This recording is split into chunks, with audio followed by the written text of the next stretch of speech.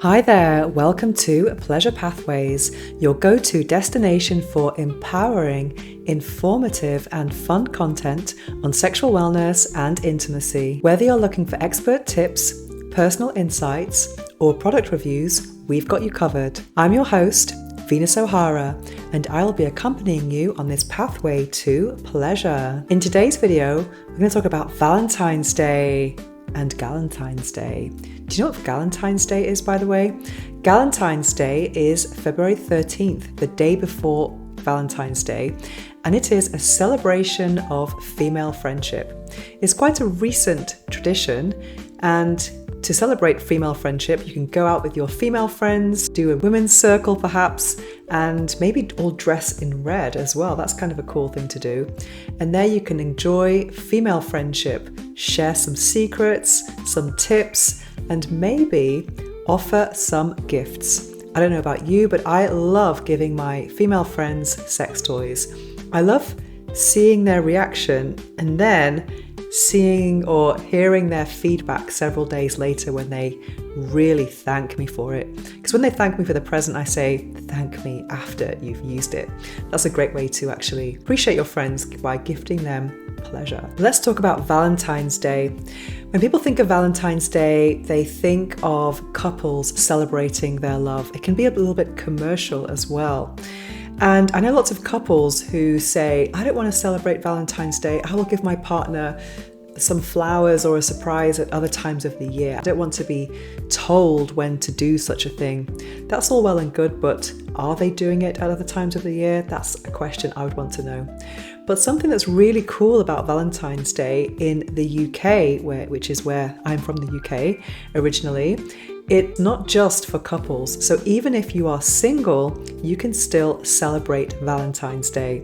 There is a fantastic tradition where you send Valentine's cards to declare your desire or your love for someone in secret.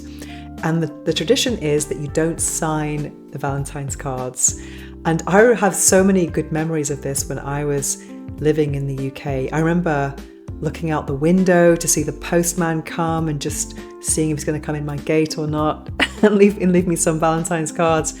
Some years I would get, quite a lot, maybe 4 or 5, and all with this question mark. And I was thinking, who is that? And trying to look at the handwriting and see if I knew the handwriting. And then other times when the postman would go past my house, I was so disappointed.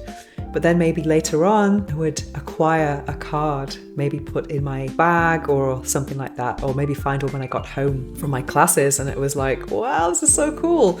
And also with friends, we used to send lots and lots of Valentine's cards. Some were serious and others were just a joke, like saying, I can't stop thinking about you.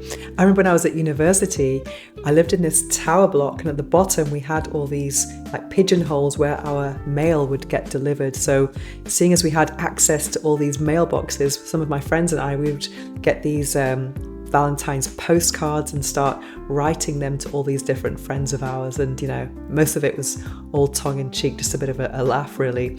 And also there was this big post box in the entrance of our university, so you could actually send your anonymous declarations of love that way. So even if you were single, you could still be involved in this great tradition of Valentine's Day. But of course, it was a bit disappointing if you got no Valentine's cards. Yeah, very disappointing. But going on to Valentine's Day for couples, it can be a really romantic day. Yes, it's not just about presents. It's about just having a focus on your relationship. And I think that's kind of a cool thing personally. And I do actually enjoy Valentine's Day, but I would want the flowers on Valentine's Day and at other times of the year. I don't think it should be just on one day. Something I don't like though, for example, is going out to a restaurant on Valentine's Day when you're with all these other couples around, and it just makes me feel like everyone's having these big sentimental moments. That's just my personal opinion. But of course, Valentine's Day is a wonderful time to actually make your declarations of love and even get some toys to share, have an experience together, get some nice lingerie, and wear red, of course, with the color of love. So it could be good to get some red lingerie and surprise your lover. And also make a very nice meal at home, because if it's going to get hot, it's better to be at home than in a restaurant, in my humble opinion. And something I like to do is to kind of make the food heart-shaped if possible. And it's not just about, people say it's very commercial, all these presents and all these things that people are buying for Valentine's Day. They might even become more expensive at Valentine's Day. However, you can still do something that is more sentimental and handmade, such as a handwritten note. And perhaps you could put that note in your partner's bag so they find it when they're at work or something like that. It doesn't really cost much money to actually create some or do some thoughtful gesture like that, because romance is nice. And I think sometimes people don't actually think of that, because it's not just about buying a present. Anyone can buy a present, but actually taking the time to make something can actually be even more sentimental. But something I like to say is, why choose if you can have both? So having something sentimental and homemade, and as well some kind of present such as a sex toy, lingerie, or an experience at home, that could be a great way to actually experience and enjoy Valentine's Day. What's really important about Valentine's Day, I think, though, is to be able to manage your expectations, to know if you are with someone who does take it seriously and does want to use it as an opportunity to create some romantic memories and connection. Because if you're that kind of person and then you find that you're expecting a surprise and then the day comes and nothing happens, it could leave you feeling very, very disappointed. So maybe have a talk about it before Valentine's Day, and just to see what your thoughts on Valentine's Day are. Is it something you want to celebrate on the day, or do you want to do something after to actually celebrate your relationship? It could be a good time to actually connect and check in with each other and see how things are going. It doesn't have to be some kind of elaborate gift exchange. It could be just seeing how you're going and seeing what's next in your relationship.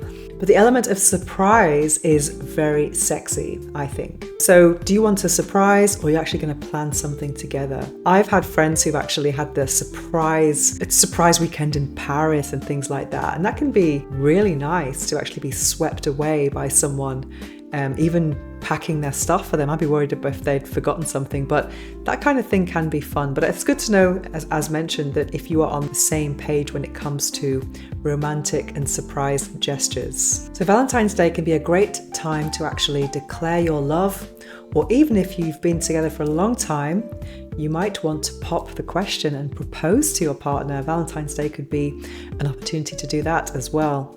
When it comes to proposals, I think, it can be a nice thing to do on Valentine's Day, but make sure they're going to say yes. That's very important. But whatever you do on Valentine's Day, I think it's important to know what tastes or expectations your partner has. Do they like plans or surprises? Do they want something homemade and sentimental, or do they want a lavish gift?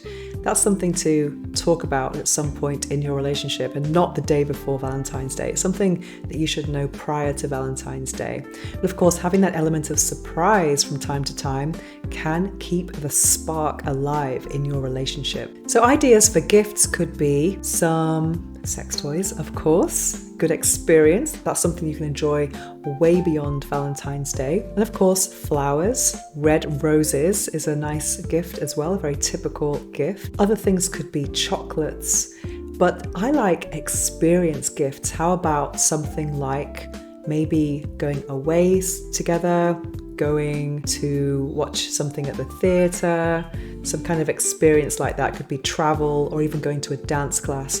But something really, really, really hot that I think is really cool is to actually maybe revisit the place of your first date.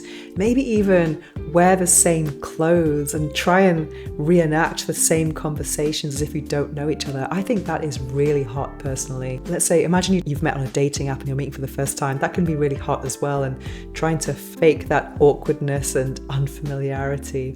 And of course you have to, like a nice war of words and wit, and to try and seduce your partner again, imagining that you don't know each other. And of course, having this role play, it can make it even hotter if the people around you don't know that you are really a couple. is it's kind of like, yeah, it's super hot. I remember years ago, I saw this film. I just switched it on TV. I didn't know the name of the film. I didn't see the beginning.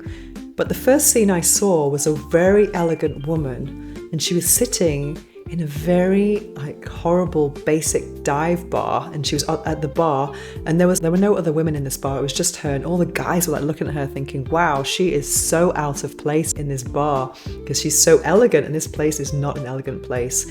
But there was one guy in the corner who was looking at her more than the other guys, and she was just sitting there having her drink. All of a sudden he comes over to the bar, pays for her drink, and then cut to the next scene. They're in a car having sex and the car's just shaking. And then the next scene, they're going into a house, putting the key in the door. And then the guy walks in the lounge and says to this woman, so how have the kids been? It turns out that they were a married couple and they were just doing a role play while their kids were at home with a babysitter. I think something like that is a really cool way to actually create deeper connection and establish complicity. Because when you have a playful attitude with your partner and you create your own private comedy humor, I think that's a very deep bond that you can share, and it's just so much fun. Another experience that you can give to your partner is a full body massage. That could be nice with some candles and some nice massage oil, because we don't get enough of that just tender touch, I think because sometimes when we're in the throes of passion, it can always be about stimulating the genitals and penetration and the breasts, but what about just soft touch on other parts of the body? That can be a really nice thing to do.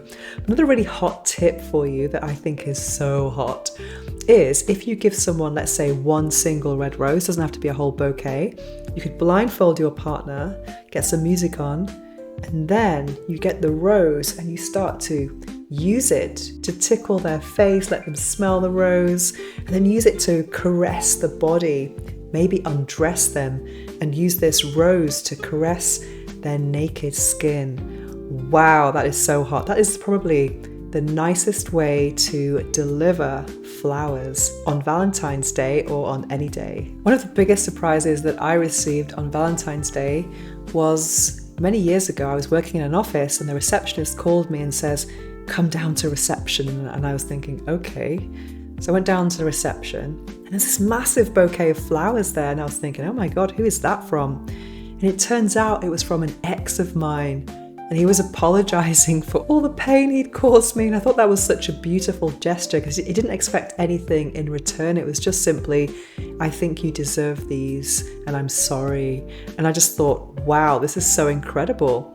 But also I've been in other situations at work where, lots of women have received big bouquets of flowers when they have been working. Yeah, I got a bit of FOMO. I was jealous. I thought, that's cool. I wish I had flowers. And then when I got flowers, it was from someone I was no longer with, but that was still a nice gesture. Anyway, I hope you've enjoyed these tips for Valentine's Day. And of course, if you have any tips to share, don't hesitate to leave a comment so that we can all benefit for this Valentine's Day or next year, or even just maybe surprising our partners at another time of the year if you are not into the actual day of Valentine's Day.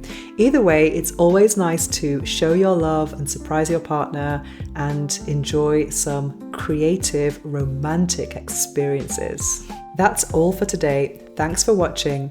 You can find our products on our website, tracysdog.com, or on Amazon. Also, don't forget to check out our blog for more in-depth articles, tracysdog.com. And follow us on Spotify for the latest podcasts. Thanks for being here on our pathway to pleasure.